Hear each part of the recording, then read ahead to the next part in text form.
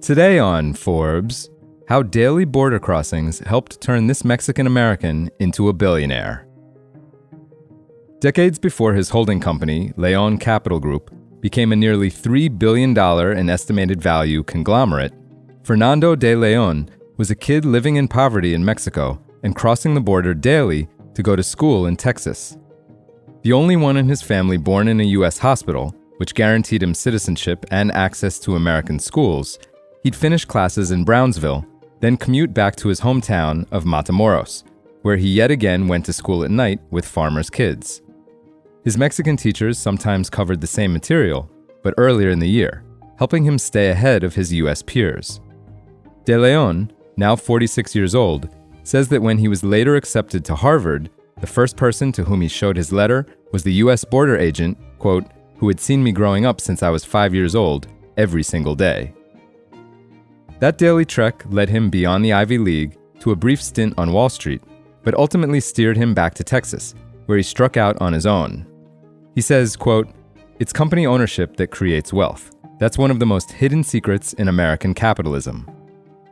The other, for him, has been leaning into what he knows, starting with developing working and middle-class home lots and apartment buildings, then building other businesses that provide consumer essentials, such as healthcare. Today, his Leon Capital has 12 operating companies, over a third of which are worth 9 figures, that span 11 industries.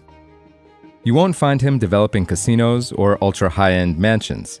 Instead, he makes lower-risk bets on the services that people always need, meaning their markets are less cyclical and have more predictable growth.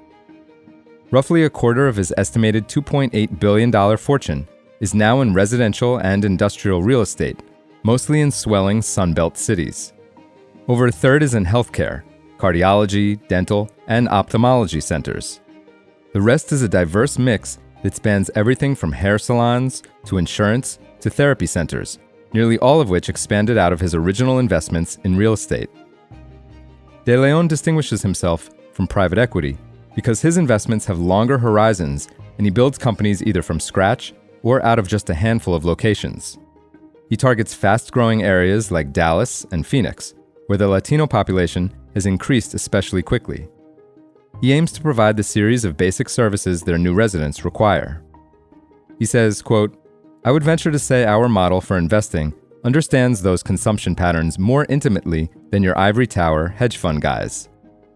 He adds that he tries to, as a friend once advised him, quote, "focus more on your Matamoros than on your Harvard." De Leon founded Leon Capital in 2006.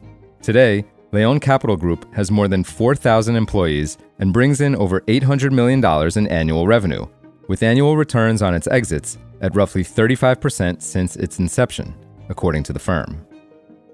De Leon is the youngest of 6 siblings who were all born in Mexico, but De Leon's mother crossed the border to give birth to him in a U.S. hospital. He says, quote, "I'm what Donald Trump calls an anchor baby, but a high tax-paying anchor baby." While De Leon is one of the richest Mexican Americans in the nation, his siblings still live humbler lives. One's a mechanic, another's a bus driver.